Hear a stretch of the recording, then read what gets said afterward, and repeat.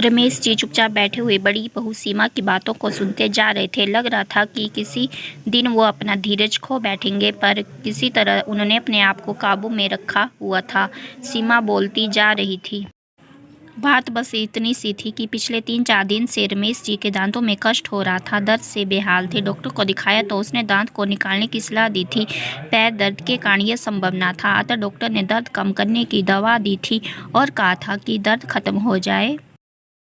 अब दांत निकाला गया। दांत दर्द की वजह से हुए कुछ खा पी नहीं पा रहे थे, इसलिए बहू को खिचड़ी बनाने के लिए कहा था, पर उसने तो 2 सूखी चपाती और सूखी सब्जी बेटे के हाथ भिजवा दी थी।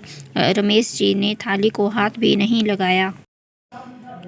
बहू सीमा जोर जोर से चिल्ला चिल्ला कर बोल रहे थे कि जब खाना नहीं होता है तो पहले ही बता दिया करो, कितना भी करो इनके नखरे ही खत्म होते।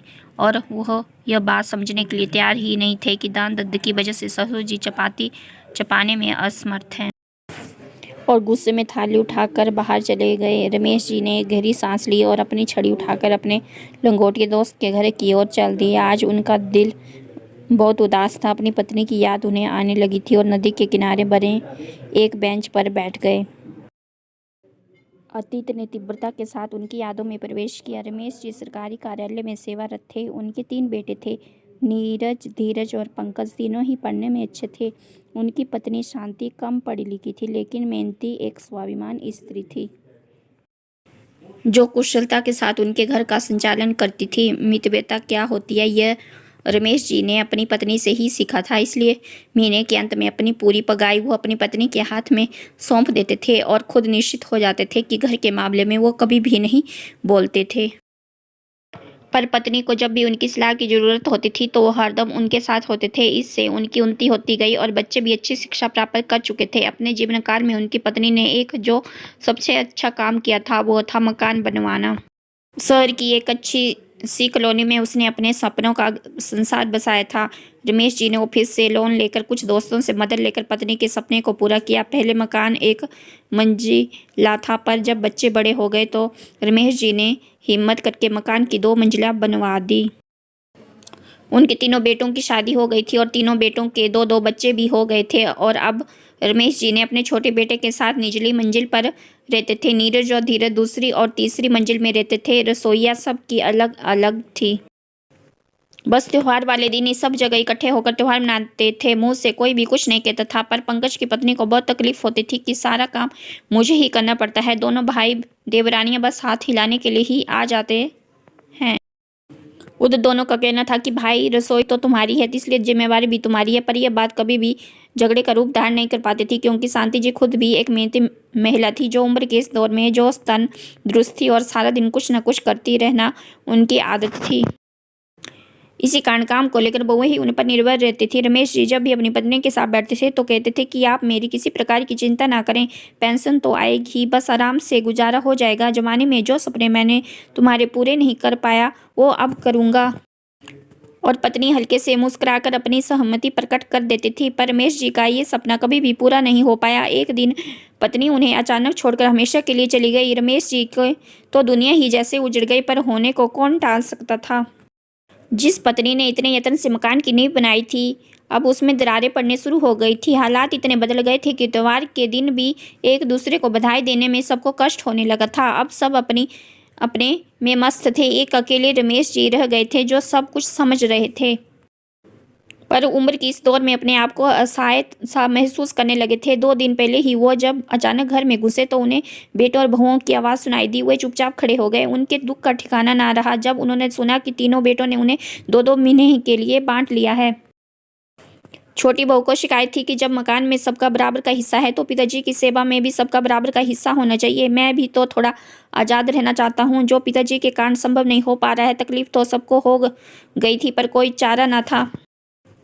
अब रमेश जी तीनों हिस्सों में बंट गए थे। जिंदगी यूं ही चलती जा रही थी। 2 महीने कभी एक बेटे के पास तो फिर दूसरे और फिर तीसरे के पास। मुसीबत तो अब आती थी जब कभी महीने के अंत में यदि किसी उनकी तबीयत खराब हो जाती तो इलाज ये सोचकर नहीं कराया जाता था कि अब 2-4 दिन के बाद दूसरे बेटे के पास तो जाना ही है, वो भी इलाज करा देगा। आज रमेश जी के सब्र का बांध टूट गया था। 2 दिन पहले ही उन्होंने दांत निकलवाया था। उनका दिल कुछ मीठा, कुछ गर्म, कुछ नरम खाने का हो रहा था। उन्होंने अपनी मंझली बहू को हलवा बनाने के लिए कहा और ममता का जवाब था कि मैं अभी खाली नहीं हूँ। आपको कुछ तो सूझता नहीं है इस उम्र में, बस खाने की पड़ी है। 2-3 दिन के बाद सोने के पास जाना है तो वहीं खा लेना। मैं किटी पार्टी के लिए लेट हो रही हूँ। और रमेश जी के सब्र का पैमाना झलक गया। आज तक वो अपने बेटे बहुओं की सब जातियां बर्दाश्त कर रहे थे, पर आज तो हद ही हो गई। आंखें आंसुओं से भर गई और वे राजनाथ जी के घर चल पड़े। राजनाथ जी उनके बचपन के मित्र थे। शिक्षा प्राप्ति से लेकर सेवानिवृत्ति तक दोनों साथ में ही रहे। राजनाथ जी थोड़े व्यवहारिक बुद्धि वाले व्यक्ति थे, दिल से नहीं दिमाग से सोचते थे। उन्होंने अपने दोस्त को कई बार समझाया था कि थोड़ा रोब रखा करो, की बात तुम्हें कमी है, मकान अभी तुम्हारे नाम है। बेटे बहू जब भी सिर पर बैठने की कोशिश करें तो धमकी दिया करो कि किसी को भी हिस्सा नहीं दूंगा। पर रमेश जी को ये बात नामंजूर थी। उनका कहना था कि जब मकान बनवाया ही बच्चों के लिए है तो ऐसा सोचना मेरे लिए अच्छा नहीं होगा। लेकिन आज मुझे लग रहा है कि अब कुछ करने का समय आ गया है। राजनाथ जी ने सलाह मशवरा करके रमेश जी घर आकर पत्नी की तस्वीर के सामने आकर खड़े हो गए। जैसे मन ही मन उनसे विचार भी मत कर रहे हो। एक दृढ़ निश्चय उनके चेहरे पर आया और वह भूखे पेट ही सो गए। किसी ने भी खाने के लिए नहीं पूछा। उन्हें पता था कि उनके तीनों बेटे बहुओं के साथ गर्मी की छुट्टियों में बाहर जा रहे हैं। किसी को भी यह ख्याल नहीं था कि पिताजी क्या कहेंगे, कैसे रहेंगे। रमेश जी ने भी कुछ नहीं कहा। उन्हें अपनी योजना को अंतिम रूप देने का अवसर मिल रहा था। वह चुपचाप शांत भाव से बैठकर सबकी तैयारी देख रहे थे। वह भी उनका मानना था कि जब बेटे ही माँ बाप को नहीं पूछते तो बहू से क्या उम्मीद रखना। सबके जाने के बाद रमेश जी अपने मित्र के साथ प्रॉपर्टी डीलर के पास गए। प्रॉपर्टी डीलर राजनाथ जी के पुत्र का खास दोस्त था।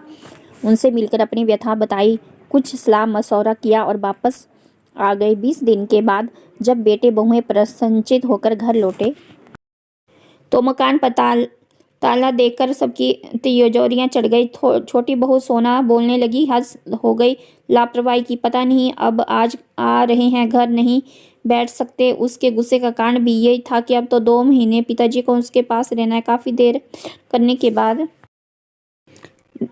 नीरज धीरज राजनाथ जी के घर की ओर चल दिया और उनके पैरों तले जमीन खिसक गई जब उन्हें पता चला कि पिताजी ने तो मकान 90 लाख में बेच दिया है और अब वह कहाँ है, किसी को कुछ पता नहीं। तीनों परिवारों को समझ नहीं आ रहा था कि यह सब क्या हो गया।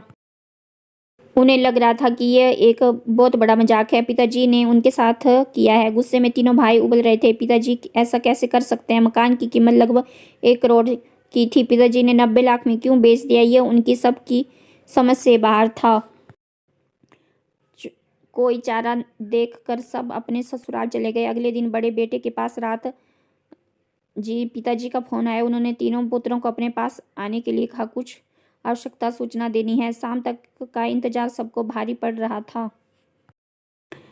राजनाथ जी ने उन्हें बताया, जो कि उन्हें उनके पिताजी के दोस्त थे, कि रमेश जी हरिद्वार चले गए हैं और वहां पर उन्होंने एक मकान खरीद लिया है और अब वहीं रहेंगे। ये समाचार पूरे परिवार पर एक भारी प्रहार था और अनन्य विनय करने पर राजनाथ जी से वे पिताजी का पता प्राप्त कर पाए और हरिद्वार की ओर उड़ चले। पिताजी का यह कदम उनकी समझ से बाहर था। हरिद्वार पहुंचकर पिताजी को देखकर एक और झटका लगा। पिताजी तो प्रसन्नचित्त और स्वस्थ लग रहे थे।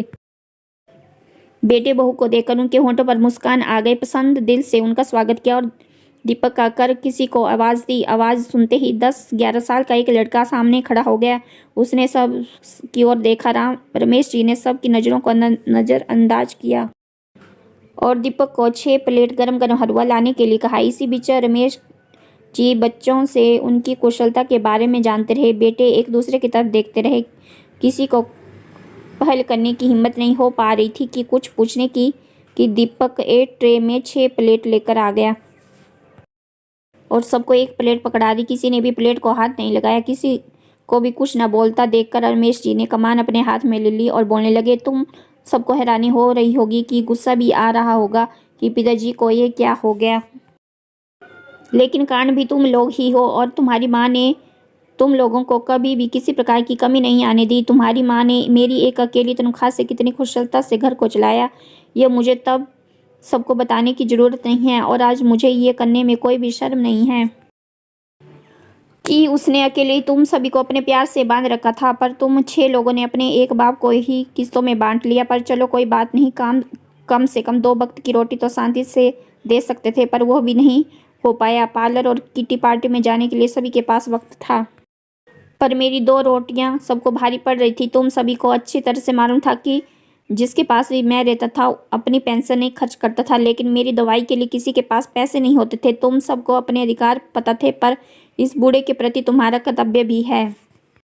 यह तुम में से किसी को भी याद नहीं रहा, और फिर जब मेरे बेटे से ही ऐसे हैं तो बहुओं से मैं क्या उम्मीद रखूं। कहते कहते रमेश जी का गला रुठ गया। तीनों बेटे बहुएं नजर झुकाकर बैठे रही। इस पर रमेश जी ने दोबारा बोलना शुरू किया। मेरा यह फैसला तुम्हें पसंद नहीं आएगा, यह मैं जानता हूँ, पर इसके लिए जिम्मेदार भी तुम लोग ही हो। तुम्हें पता चल गया है कि मकान बेच दिया है, 10 लाख के घाटे में बेचा है, पर मुझे इसका कोई मलाल नहीं है। 5-5 लाख मैं अपने पोती पोतियों के नाम पर डिपॉजिट कर दिया है, जो उनके बड़े होने पर ही उन्हें मिलेगा। मैंने यह घर खरीद लिया है, 2 कमरे, किचन, बाथरूम, टॉयलेट, सभी सुविधाएं हैं इसमें।